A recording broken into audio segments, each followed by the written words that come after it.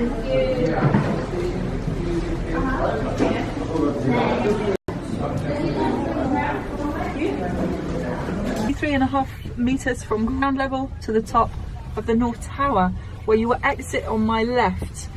Then I invite you to take a seat, relax for a few minutes. There's a lovely black and white film taking you back in time to Victorian London. After which, continue on to the east and then the west walkways. Please think of it like a giant horseshoe shape and don't leave without seeing both sides, okay? You get a completely different view of the river.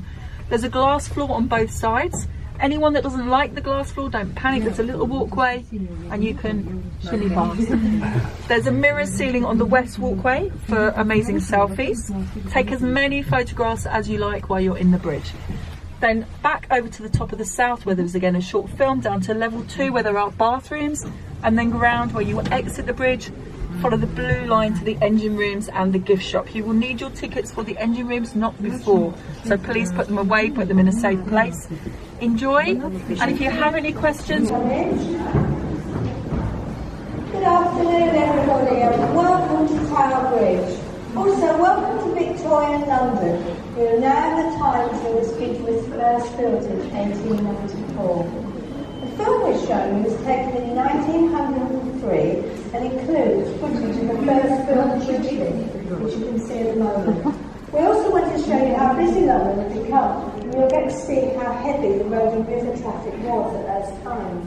And that's why a new bridge for London was needed. A competition was set up, the man at the end, Sir Horace Jones, was the lucky winner. He designed this bridge, had it built with the chief architect and engineer on the right here, John Wolfe Barry. The second man is William Howell. He brought the steelwork for this bridge to us. This is the original steelwork in the original chocolate brown colour. And it's very, very strong. Feel for yourself as you go by. It's held together by under 3 million rivets, and each one was individually hammered in by each of the 432 men who spent 8 long years building this bridge. It's always been chocolate brown, because that was Queen Victoria's favourite colour, but outside it's changed a couple of times, and during the wars it was painted battleship grey, and in 1977 it went over to red, white and blue for the Queen's Silver Jubilee.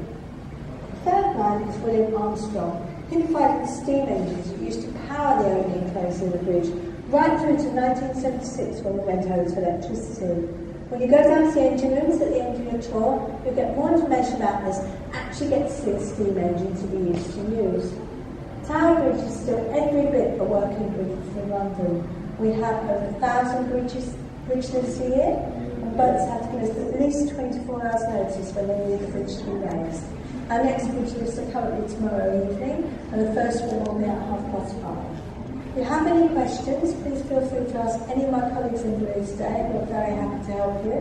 The next part of your talk is at East Walkway, and the first real glass floors of Great New Streets in London. Please hold on to your white tickets. No one will ask you for them until you get to the engine rooms. You just leave them there. Enjoy your day.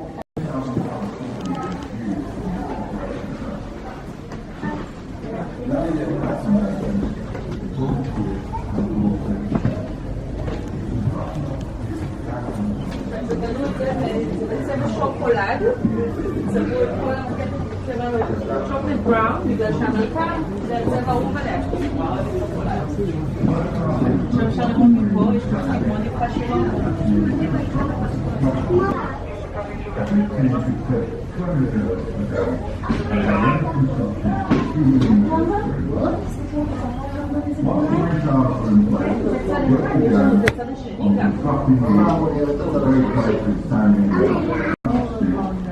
$1,200 tons of cast iron and 580 tons of lead were used.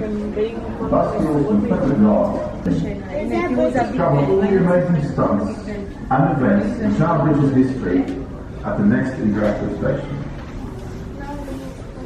Hi, I'm Charles and I work at Tower Bridge. I'm a senior technical officer, which means that I'm one of very few people trained to open the most famous bridge in the world. And today, I'm going to let you into some of Tower Bridge's secrets. Nicknamed the Wonder Bridge, it took 432 construction workers 8 years to complete Tower Bridge. And we're going to tell you just how they did that. But first things first, you need foundations, and deep ones at that. So let's get cracking. Work began on the 22nd of April 1886 with divers preparing the riverbed. Once prepared, caissons, which were large, thick, watertight iron tubes with sharp edges, were lowered in the river and forced deep into the London clay. The tops of the caissons were above river level, which allowed the workers to pump out water and remove layers of gravel and silt. Once all caissons were securely in place, each caisson and the space around it was filled with concrete to make them strong enough to support the towers that would go on top. 70,000 tonnes of concrete was used in this operation alone. Now we've got our foundations, we can build the piers and send down by boat. Any urgent pieces was sent down by train. The steel structure was put together by teams of construction workers. A good team could fit 200 rivets per day, and by the end of construction, 2 million rivets were in place. In all, 11,000 tons of steel.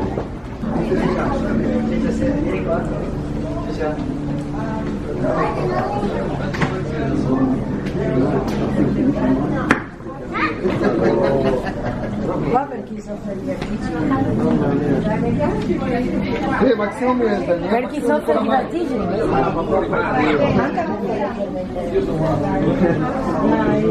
Poveri staremo davanti, poi Yuval, también non si sarebbe.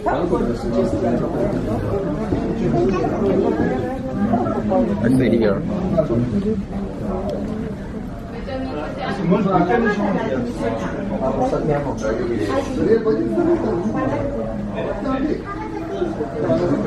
Si vede?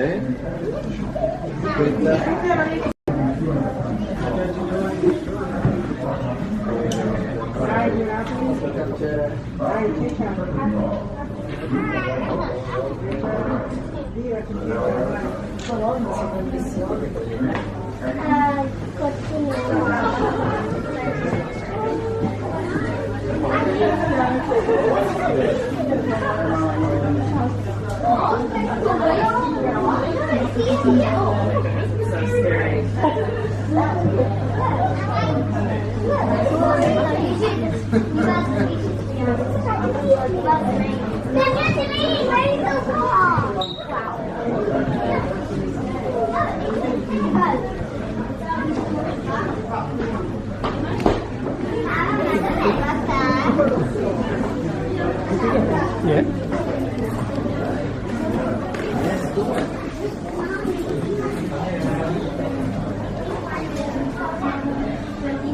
No, I just got my water and go to my position.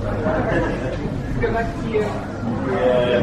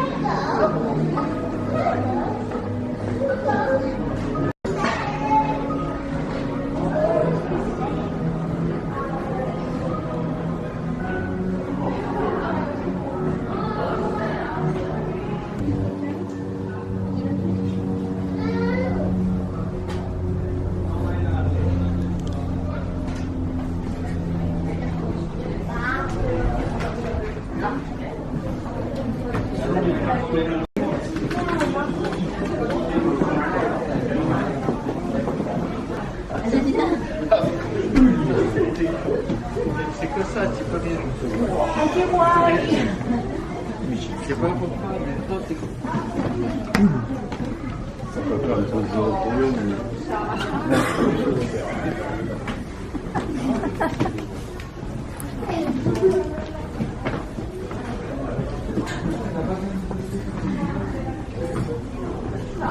Right?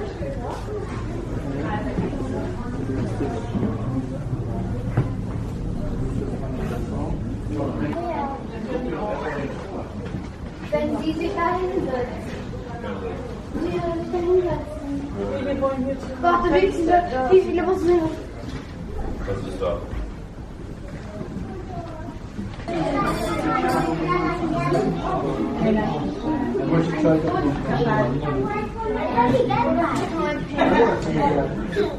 Oh my god.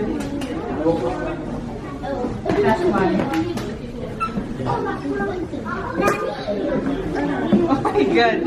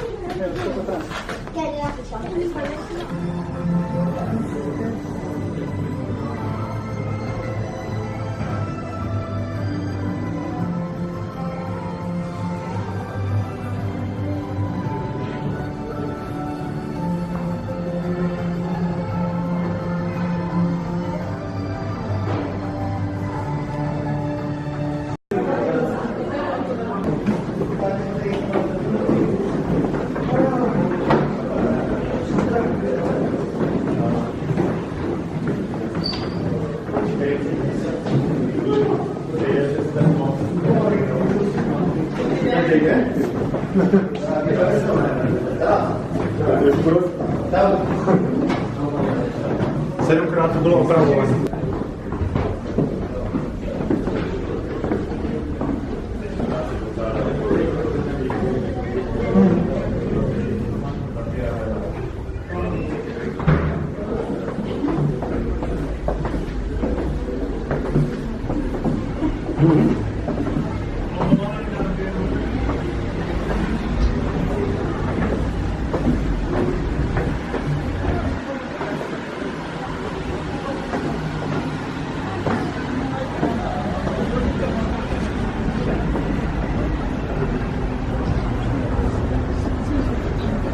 Follow the line down to the engine rings, thank you.